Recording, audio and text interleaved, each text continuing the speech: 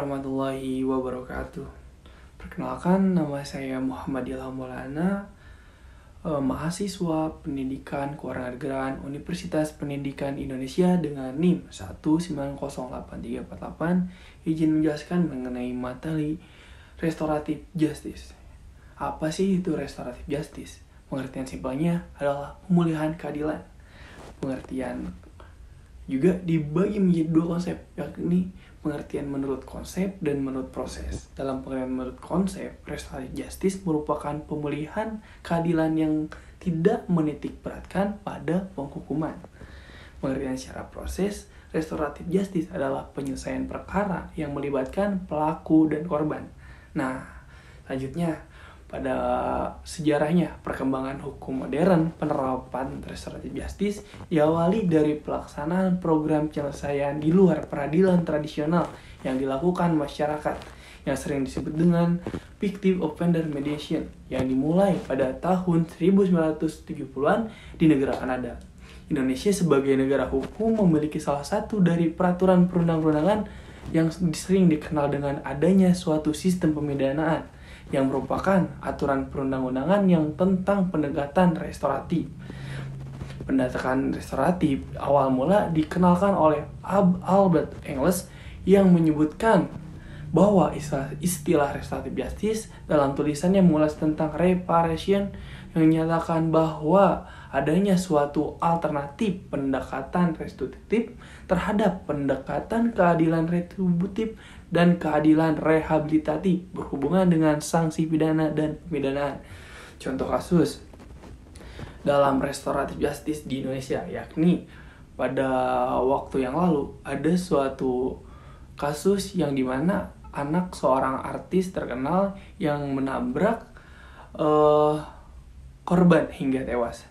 Dan lanjutan dari kasus tersebut yakni orang tua anak tersebut melakukan tanggung jawab dengan melakukan sistem restoratif justice dengan cara membiayai hidup hingga pendidikan anak yang ditinggalkan serta membiayai kehidupan lainnya terhadap keluarga yang ditinggalkan. Itu semua merupakan salah satu usaha dalam menegakkan keadilan dalam pemulihan keadilan secara restoratif.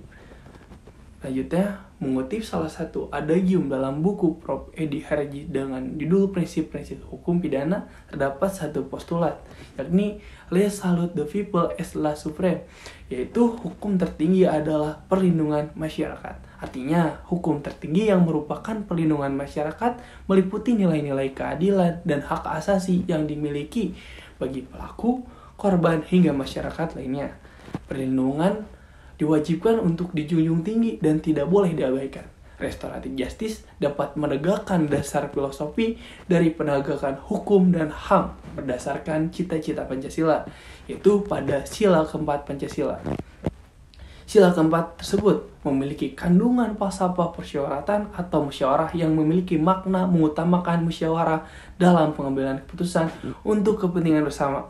Dalam perspektif ketatanegaraan, restoratif justice menemukan dasar pijakan dalam falsafah sila keempat Pancasila, yakni dasar pijakan yang jika diimplementasikan dalam pola penyelesaian perkara pidana mengandung prinsip yang disebut dengan istilah VOC, yakni Victim Offender Conferencing, yakni target dalam VOC tersebut yaitu adalah mediasi atau VOM, Victim Offender Mediation, yaitu kesempatan untuk berdamai dan saling menyikapi perbaikan permasalahan. Dengan demikian, penegakan hukum pidana ke depannya tentu dapat berdasarkan atas cita hukum Pancasila, yaitu terwujudnya dengan keadilan bagi seluruh pihak tanpa adanya kerugian bagi salah satu pihak. Dengan ini, juga dapat merubah paradigma yang digunakan dalam tujuan pemidanaan, ialah untuk memperbaiki kerusakan yang bersifat individual dan sosial yang diakibatkan oleh pelaku tindak pidana. Mengingat korban memiliki hak asasi untuk mendapatkan perbaikan, pemulihan, dan keadilan atas perbuatan pidana yang dilakukan oleh pelaku. Sekian, terima kasih. Mohon maaf apabila ada kesalahan. Wabillahi taufiq wal hidayah. Wassalamualaikum warahmatullahi wabarakatuh.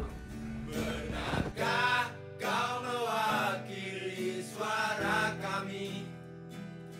Benarkah